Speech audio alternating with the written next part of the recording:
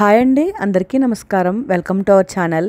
చామదుంపలతోటి మనం ఫ్రై చాలా రెగ్యులర్గా చేసుకుంటాం కదండి. దీంతో డిఫరెంట్గా పులుసు ఎలా చేసుకోవాలో ఈ వీడియోలో చూసేద్దామండి. ఇది చాలా సింపుల్ అండ్ టేస్టీ రెసిపీ. మనం చామదుంపల్ని శుభ్రంగా వాష్ చేసుకుని కుక్కర్ పెట్టుకుని ఒక 3 విజిల్స్ వచ్చేంత వరకు ఉడికించుకోవాలి.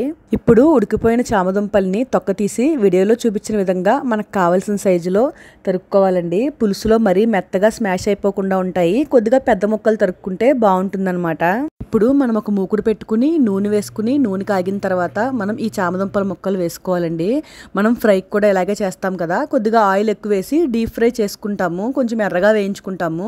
దీనికి మరీ అంత ఎర్రగా కాకుండా కొద్దిగా వేయించుకుని మనం పక్కన పెట్టేసుకుంటే సరిపోతుందన్నమాట. ఇప్పుడు మనం పులుసు తయారు చేసుకోవడానికి ఒక గిన్నె పెట్టుకోవాలండి. దాంట్లో కాస్త ఆయిల్ వేసుకుని దీంట్లో పోపుకి ఆవాలు, జీలకర్ర, కొద్దిగా దాల్చిన చెక్క, లవంగాలు కూడా వేసుకోండి. పులుసు కాస్త టేస్ట్గా ఉంటుంది, డిఫరెంట్గా కూడా ఉంటుందండి.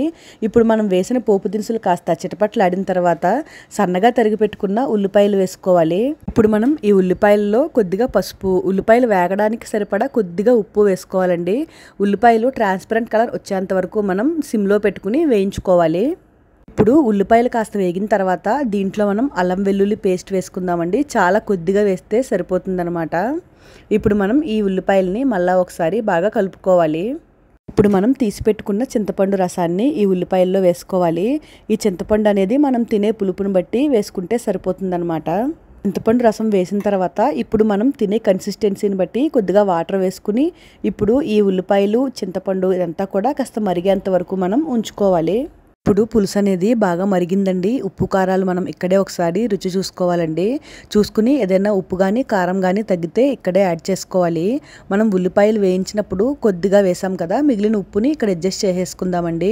ఇప్పుడు మనం వేయించి పక్కన పెట్టుకున్న చామదుంపలన్నింటినీ కూడా ఇప్పుడు వేసుకుని జాగ్రత్తగా కలుపుకోవాలి.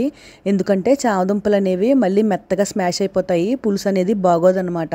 కొంచెం జాగ్రత్తగా కింద నుంచి ఎలా పడితే అలా కలపకుండా కలుపుకోవాలి. ఇప్పుడు మనం ఈ పులుసుకి పిండి పెట్టుకుందామండి. ఈ పిండి పెట్టుకోవడం వల్ల పులుసు అనేది అత్తుకుంటుందన్నమాట. బియ్యం పిండి కానీ శనగపిండి కానీ తీసుకుని కొద్దిగా వాటర్లో లంప్స్ లేకుండా బాగా కలుపుకుని పులుసులో కలిపేసుకోవాలండి. చాలా టేస్టీగా ఉంటుందండి పులుసు ఇలా కలుపుకుంటే. మనం ఇప్పుడు దీంట్లో పంచదార కానీ బెల్లాన్ని కానీ వేసుకోవాలి.